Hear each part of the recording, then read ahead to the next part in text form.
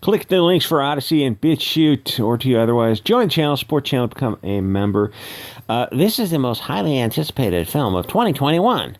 Are you sure about that? To be fair, maybe it was for about a second. You go, oh, Matrix 4 is coming out. It could be interesting. We'll go back into the Matrix or see what new twists and turns they're going to bring to this.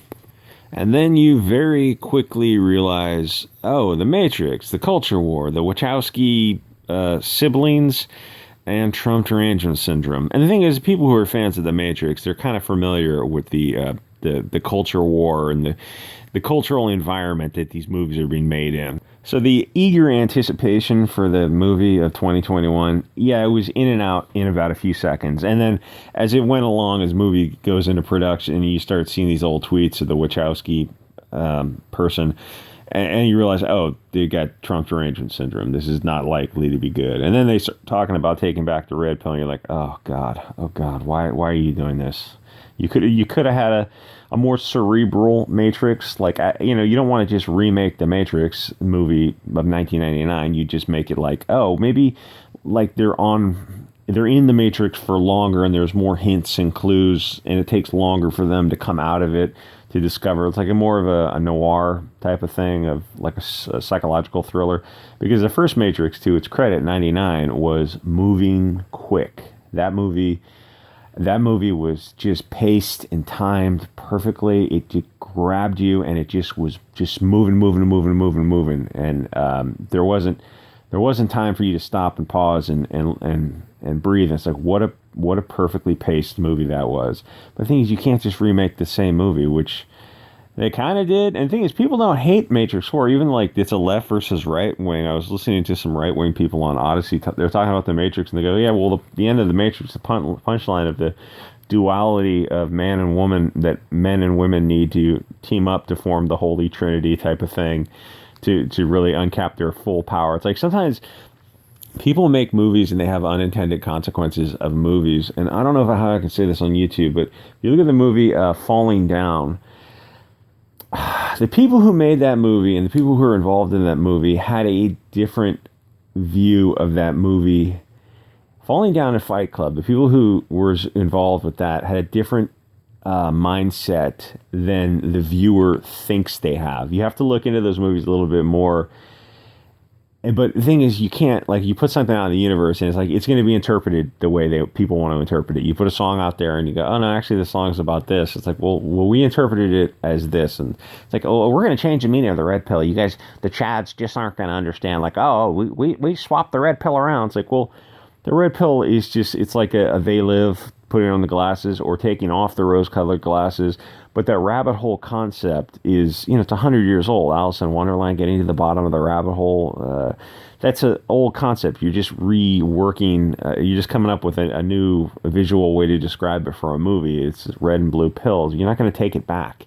It's already out there. And your movie's not going to have, it's not going to have 1/1000th the cultural impact, because most people who saw Matrix Part 4 did not get through the whole movie. It was just not worth 2.5 hours of your time. Anyway, so end of the Matrix is kind of the end of an era for Hollywood. You can go back and watch all these old movies as an adult with the symbolism that is kind of obvious to an adult, and then as a kid you didn't really notice it, or even if you saw it in the theater as an adult, you're not paying attention to things the same way you are when you watch it on a computer screen. So here's the thing. The sad end of the Matrix series Part 4, it feels like it's more than just a movie, because it feels like Hollywood has kind of reached the end of an era. And I know that sounds hyperbolic, but look back over the past 5 years of the movie environment and tell me I'm wrong. I saw Temple of Doom last night, and I noticed the opening scene. She's coming out of the snake's mouth. And you can watch all this stuff for like these satanic rebirth type of, coming out of the birth canal type of thing. So this came out in 1984, and I feel like I could title this video Globalism Ruins Films, but I don't think YouTube would be so kind to that. But the thing is, it's really true, because it's the simple concept of, if you put a dozen different tribes in a room, and now you have a dozen different people or ideologies that you can't offend. That's simply what I mean with that concept. That's the concept of globalism. It's so you're just crippled by you can't do anything. So you end up with modern films like Wonder Woman 1984 or even Spider-Man. Maybe they did well financially, maybe they didn't, but those movies don't have any life to them. And people joke about films being politically correct, and maybe that's, subjective, but objectively, the films have been garbage, and by that I mean, have they sold? You look back at the past few years, and no, they haven't. And then it kind of got me thinking of the superhero push that kind of started 20 years ago, because it gave them the chance to make politically correct films, because you've got the protagonist versus the antagonist, but they're supervillain robots from outer space type of thing. It avoids the real world issues of who is the antagonist or not, like G.I. Joe fighting Cobra versus fighting some very real world problem, which is the issue of globalism. You don't want to... If you're making these movies, back in the day, you'd be like, okay, here are the bad guys, because they're the bad guys in real life. And now in the film universe, like, oh, yeah, that's not politically correct to say that these bad guys are bad guys. So you're fighting Cobra. In the comics, you're fighting some, blonde-haired, blue-eyed American group, which is now suddenly the bad guy. It's like, this doesn't really feel like G.I. Joe. This just feels like globalist Hollywood propaganda. But the thing is, the whole genre of movies and Hollywood, all of it feels like it's winding down, especially when you look at the past few years. After the Avengers film, I remember that came out, it felt like people had kind of checked out of Marvel, or Marvel, DC, the whole superhero genre that was big for like 20 years. It's weird, or 15 years. It's weird when you think like, yeah, that was what it was. It was about 15 or 20 years of this genre, and it's kind of like, oh, we're kind of on the other edge, but now people are finally, either they're tired of it, or people that have SJW fatigue, which the Russian Times had an article called SJW fatigue, where they're talking about Chuck Dixon. He's got a YouTube channel, and they're talking about, the comics and the movies, like all this stuff is, like America would call it franchise fatigue, because America, globalist media, is going to lie because they're the same people who are making these movies. But Russian Times is a little bit more cheeky. They're being honest. They're going like, this is SJW fatigue. People are tired of being lectured to by, Epstein, Weinstein, pharmaceutically enhanced kitty diddlers, just the worst people on earth who, applaud for Roman Polanski, applaud for Weinstein. Weinstein is my God. That's what that chick said. It's like these people think they're on their moral high horse. So Spider-Man, it made $1 billion because it was better than the other stuff that had come out in the past 3 years, but it still wasn't a good film. Keep in mind, Captain Marvel with Brie Larson made $1 billion. What happened to the sequel on that? You'd think you'd be all over that. But, it was nestled between the two biggest films in history. And I think even the people who made the movies looking at this like, there's no way. If we do a sequel, it will bomb so hard. Or it will just severely underperform. And it will make Brie Larson look bad. It'll make everyone look bad. So it's like, let's just quietly kind of forget. Let's just delay until it just goes away. And let's be honest, of this genre of films in the past 20 years, maybe Guardians of the Galaxy had some spark of life. It had some sparkle to it, some scintillation because of the lead actor, Chris Pratt, I think, if I remember right. Chris Pratt, Chris Evans, there's like 3 guys in Hollywood all kind of play that same role. But none of the rest are going to stand the test of time like Temple of Doom will and has. And when I was a kid, when you were kids, we all thought that Temple of Doom was the better movie because it appealed to a child's, sensibility. It's all this, colorful neon, and it was dark and a little spooky, and it was action, and it was silly, and it was a child's movie, even though it was a little scarier. And then, Raiders of the Lost Ark was a slower movie to us as kids, and then you become an adult, you look back at Raiders of the Lost Ark, and you're like, oh, this is probably one of the best action films in terms of story ever told, by Spielberg, God forbid. And then in terms of like filming, director of photography, the camera work, the settings, the technical aspects, like you look at those desert scenes where the camera's panning across the desert. I don't know what it was about the sets of Raiders of the Lost Ark that just, some of those, like you could watch the film on not even speaking the language and you're like, this camera work is really good, and the sets are really good. Where you look at this, and this is all, neon, and just, it's silly. It appeals to a child. Where Raiders of the Lost Ark, like, yeah, it's probably one of the better movies ever made. Oh, and now this movie is terribly politically incorrect for some reason. So I watched it. It's a silly movie, but offends some people. And at the time, Spielberg didn't care. Now he pretends to care. But let's be honest, he doesn't care. None of these people care about any of this stuff. They don't give two shits about you or some marginalized and oppressed, disenfranchised person of persons. They don't care. They don't care. They see themselves as gods, and the rest of the world is nothing but cattle. And if you think they care at all because he made Romeo, the remake of Romeo and Juliet, but he didn't use English subtitles, it's like, well, there's a lot of people who are watching that who don't speak Spanish, which is why the movie bombed. $100 million. Congratulations, you made a bomb. You can't make anything anymore because you can't make anyone feel bad, except for people of Western European descent. You can always go after blonde-haired, blue-eyed people. That's A-okay. And that's becomes a very obvious trope, so it gets overused. How many times can you refight World War II before people start to catch on? Like, anyway, so even a Raiders of the Lost Ark and its sequel, they're set in the film universe 36 and 38. They're fighting the Germans both times. Temple of Dooms was supposed to be a prequel, though. At the time we were watching it as kids, you never thought about it. Because Spielberg didn't want to overuse the German trope, which he used twice, and even in the second movie, it's like, you don't have to keep going to the Germans. You can just move on to something.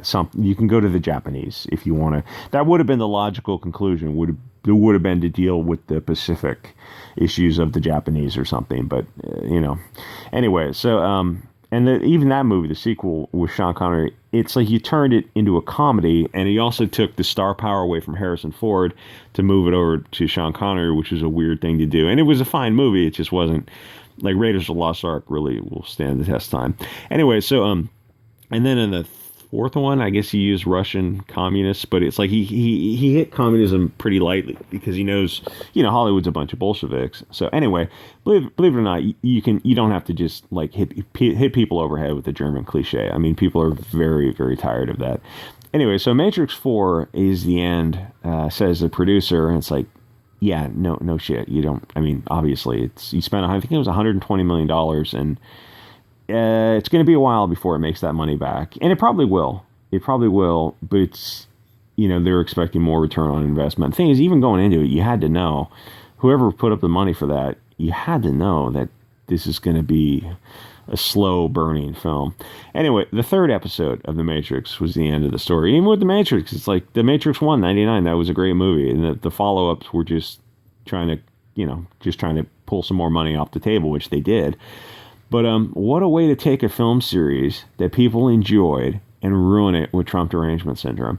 SJWs will see a group of people having fun, and they can't have that. Or they can't have it where they're not in control. And I don't think they necessarily go in there and say, we're going to take the fun out of this. They go, oh no, we have to make sure it's diverse and inclusive and marginalization and disenfranchisements and all these like Bolshevik talking points. It's just a checklist of, well, the communist dialectic predicts that if we do these things, it's like, that was written by a pervert.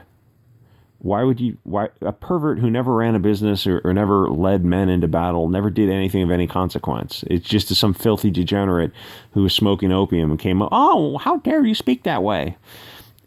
Only because it's true. The thing is, they wanted to take the red pill concept back. Who cares? This film's not gonna have the impression. 1999 Matrix. How many times has that movie been seen by people? Billions, probably billions of times. I don't think I'm exaggerating when I say that. Over 1 billion times. It is firmly in the viewer's mind. Matrix 4 will be watched once, and most people who watch it are not even going to get to the end of it. It's 2.5 hours. It's not worth it. Even if you get to the end of it, you watch it, you're like, okay, well, I saw that. I saw it to finish it up. It's like watching the Disney Star Wars. You watch it just to finish it up, but it's in and out of the memory so quick. It makes no impact. You're not going to take back the concept of the red pill. It's just ridiculous. And the thing is, people who heard that movie coming out, we're familiar. If you're into the Matrix, you're familiar somewhat with Twitter and the culture war and that kind of social media, and they know about the Wachowskis. I didn't know that they were BLT, whatever. But I knew they had Trump derangement syndrome. And the thing is, if you watch it, you're probably going to go sailing for it. And the thing is, Matrix 4 probably would have been better in the theater. But I'm not going to go pay money to support this kind of stuff because it means you're supporting it. If you give them your $15, you're telling them that you support it. So you just can't go see it in the theater.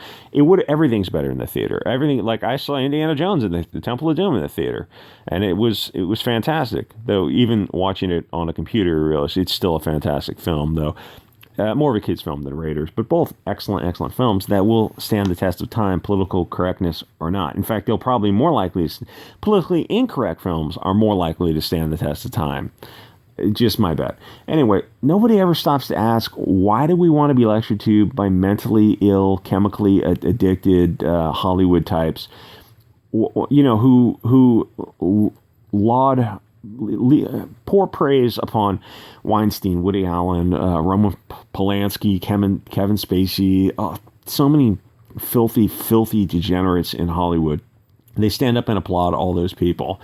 Why would we want to listen to them? Why would we think that they're the moral arbiters of anything? And most of them think social media has really shown us that there are a lot of very low IQ people who are living in an echo chamber who are also working in Hollywood. Legitimately dumb people, you realize, oh, they're really good at memorizing lines and emoting, but they're dumb people. They don't have a nuanced, deep take on anything. They're just parroting what their puppet masters are telling them.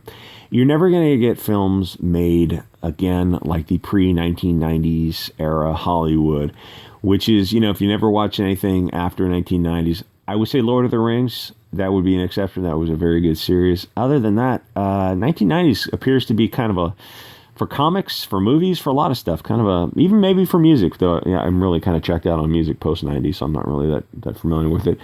Hollywood has been completely taken over by Bolsheviks, where before it was just mildly taken over by Bolsheviks. If a non-woke film ever got made, ever got funded, it would have a very hard time getting distributed. You see what happens with Mel Gibson. They're trying to, they try to blacklist him from everything. Like, how would Mel Gibson keep getting projects? I don't know, probably because people enjoy his stuff. But he's like the one guy you can name that's in the mainstream that is not literally a Bolshevik. If you're younger and you grew up post-90s film universe, you got robbed. And even if you're younger and you were dating recently, you got robbed in the dating scenario also. There is no comparison to the modern cancer to what came before. What was good in the past 30 years, like I said, Lord of the Rings is kind of the one thing I can think of that really, you can look back on it like, oh, okay, that appears like that was the last good movie Hollywood. Well, no, maybe Mel Gibson is gonna pull. Like, if anyone pulls something out, it's gonna be Mel Gibson. But he's only one guy. Where there's thousands of people who should be making movies in Hollywood, and it's like these movies are just. What did we get? Look at the past 3 years, for God's sakes! I watched some of those movies over the course of the Wooflu. There's all those Shang-Chi's and the G.I. Joe thing and the Scarlett Johansson's movie where she plays the widow. It's like, yes, it was a movie. It was moving pictures. Was it any good? No. I watched it to the end. They did things. They ran around. They did things. It's like the spark of life was just not there. There was nothing in these movies. None of those movies. I saw Suicide Squad Part 2. And you go, oh, that was a good movie. It looked good. Everything meshed up together.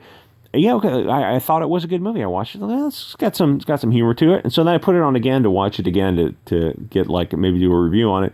And I get about 5 minutes into it and realize, oh no, there's nothing here. It's just kind of sparkless. It's just the taste of ashes in your mouth. It's not a good movie. And a lot of people agreed with me because all these movies have underperformed. I think one of them, Shang-Chi is gonna be the first to break even, and the rest of them are gonna be just barely breaking even. But that's not what movies used to be. They used to try to be this, just massive success. Movies that cost, $30 million to return $800 million. It's like, yeah, that's a massive success. And where are these movies now? Well, these movies are on Bit Chute and Odysee. They're online, or maybe they're on your hard drives, but they're not in the mainstream.